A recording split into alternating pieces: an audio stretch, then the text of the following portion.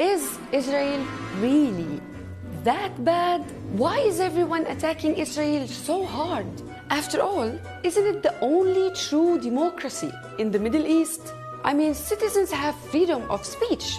Women are treated as equal. They even have gay rights. They have the vegan capital of the world. So people living in Israel seem to enjoy a pretty comfortable life. So what is the problem?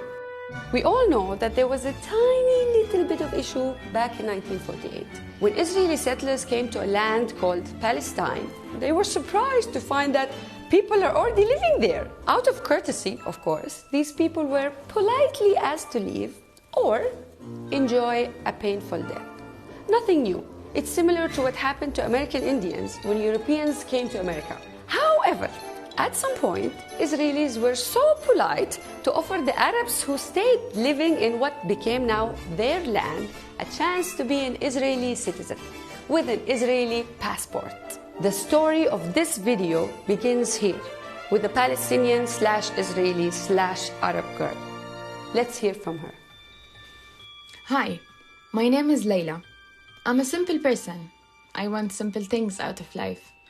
I want to study, find a job, get married, have a family. You know, the usual. I come from Al-Nasra, and Al-Nasra is like any Arab town in Israel, where houses are cramped and congested. My family would like to move to a bigger place, as we're 8 people living in a 2-bedroom house.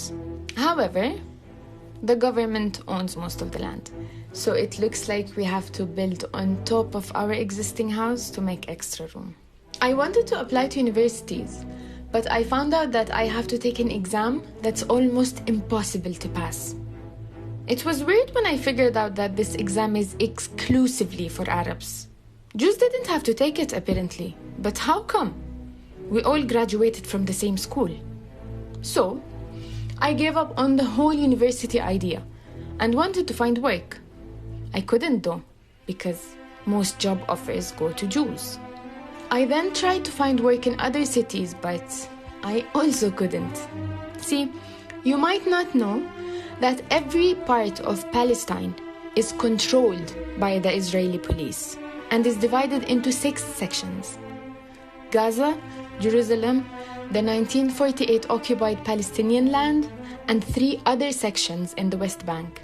It's almost impossible for an Arab like me to travel from one section to another for work or any other purposes.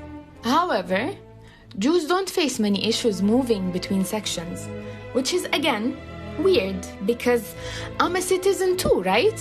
Today, if you were a Jew from any part of the world, you can claim your Israeli citizenship immediately. Move to Palestine and be given a house and a job, while millions of Palestinian refugees around the world are denied a passport and aren't allowed to visit. If you were so lucky to be able to travel as an Arab though, make sure you're ready for the fun experience. The West Bank alone has over 700 military checkpoints, where they have prepared special lines labeled Arabs for us. You better get your snacks, because you will be standing there for hours, packed in between hundreds of people waiting in that same line, hoping to make it to the other side. In winter, they aim cold fans on the queues, and in summer, they blow hot air. They also have the right to strip you, delay you, or deny your entry without any explanation. I'm a bit lucky though. At least I can travel outside the country. Arabs in the West Bank are not allowed to use Israeli airports. But that's okay. They just have to cross a bridge to Jordan and travel from there, where most countries don't allow them in. It seems that these are not well-known issues to the world. So far, I'm managing. But sometimes I get really scared. You might not know, but soldiers at checkpoints and Israeli settlers have a legal right to shoot any Arab they sense danger from. Many Arabs would feel safer if they had a weapon to protect themselves, but only Jews are allowed to own self-defense weapons.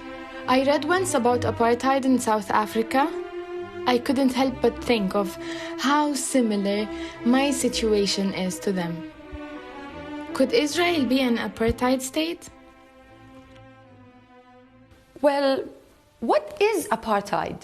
Apartheid is an Afrikaans word that means separateness. It describes a state that separates people's residence, work, rights, and laws based on their color, religion, or other elements. For tens of years in South Africa, there were 148 apartheid laws in the country. Blacks and colored majorities suffered a great deal to not be discriminated against just because of their skin color. So what can you do today to free Palestinians from discrimination based on their race? Putting international sanctions on Israel is only the first step into taking real action against the Israeli occupation that has been going on for 73 years. Another huge step is for the Palestinians to unite under a strong leadership. The Palestinians need their own Nelson Mandela. As for you, you can speak up about the truth on social media. You can put pressure on your government to take action. You can boycott Israeli brands. You can be the voice of the oppressed. Salam.